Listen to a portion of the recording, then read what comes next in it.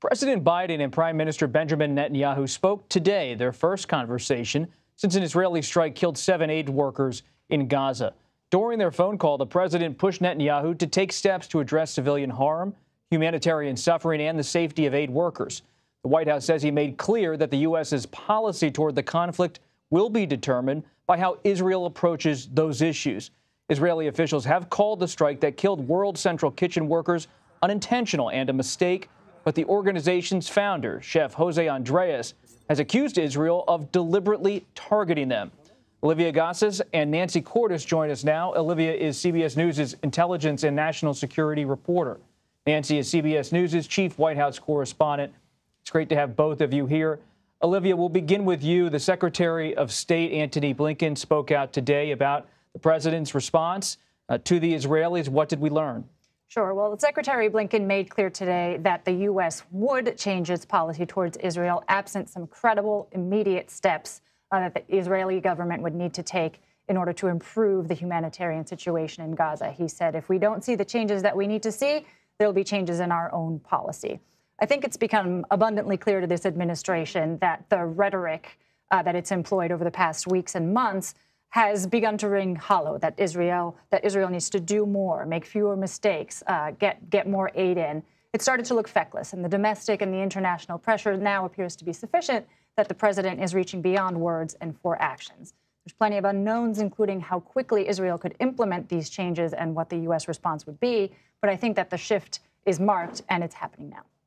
Nancy, inside the White House, what's your assessment of how they came to this decision? And is it an empty threat to Israel, or is this something that has real meat on the bones in terms of how they deal with the U.S.-Israeli relationship? How are Biden's top advisors talking about this behind the scenes?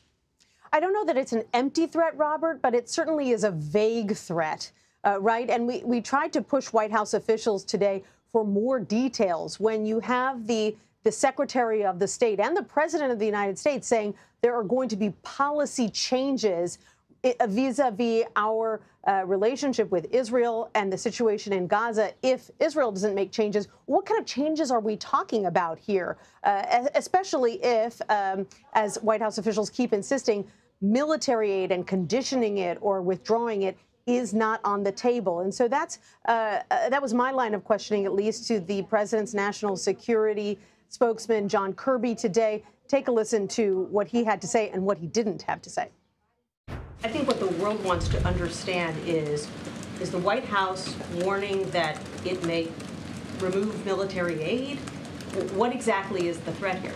I think I've stated it pretty clearly, and I'm not gonna, as I said earlier, I'm not gonna preview steps. I'm not gonna preview decisions that haven't been made yet. But there are things that need to be done. There are too many civilians being killed. The risk to aid workers is unacceptable. He went on to say, Robert, that decisions are still being made about exactly what the White House would do to change its policy regarding Gaza if Israel doesn't immediately make these changes to better safeguard humanitarian aid workers and Palestinian civilians. And so, without making any details public, I think leaders around the world are left to wonder, what exactly does the U.S. mean when it says these things? What exactly does the U.S. mean? What exactly did Secretary of State Blinken mean? Let's play a clip from Secretary Blinken talking about, quote, policy today. With regard to our policy in Gaza, look, I'll just say this. If we don't see the changes that we need to see, there'll be changes in our own policy. Olivia, can you help us understand what he's saying here?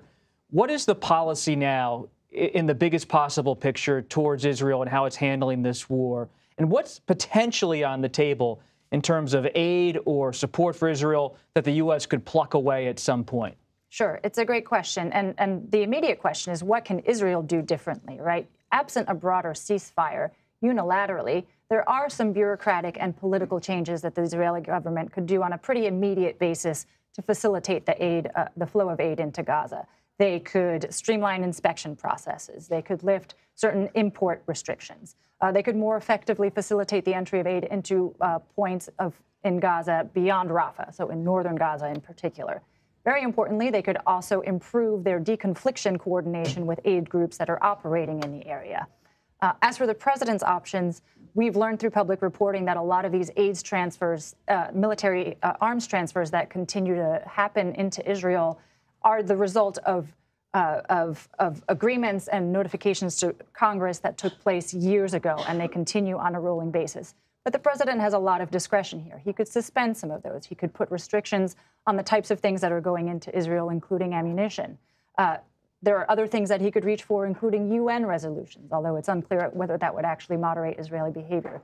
The question is also whether arms transfers would moderate the Israeli government's behavior. Logistically, they probably have what they need in order to continue prosecuting this war in Gaza. Politically, it's unclear whether Netanyahu will be affected by this. It could be that it's the straw that breaks the camel's back. Politically for him, the rift is blamed on Netanyahu, and he has to change course in a particular way. And that's the big unknown that's hanging over his leadership right now. Nancy, Netanyahu, such a big personality, a looming figure on the world stage for decades now. I think back to the Trump administration, there were always fights. National Security Advisor John Bolton fighting with President Trump, Secretary of State Tillerson fighting with President Trump on policy about how to handle NATO, about how to handle China. What about inside the Biden administration? Not maybe fights, but are there any tensions over this hot-button issue over how to handle Israel and especially how to handle Netanyahu? What's your sense of what's really going on? Well, there are a lot of disagreements within the administration, Robert, about exactly how tough to go on Netanyahu. And certainly there has been some frustration that's been made public about the fact that this president in particular, President Biden, who has been in the public sphere for decades and has long hewed to this traditional belief that Israel is the United States' closest ally in the region and needs to be supported and protected no matter what.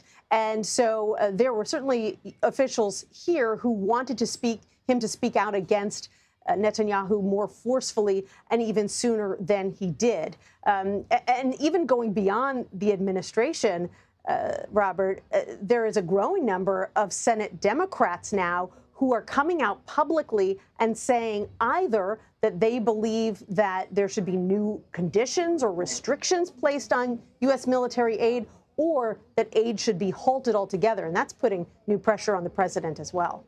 That pressure from the Democrats, a big issue. We'll get into that in our next discussion on America Decides this evening. But for now, Olivia Gazis and Nancy Cordes, thank you so much for your reporting. We appreciate it.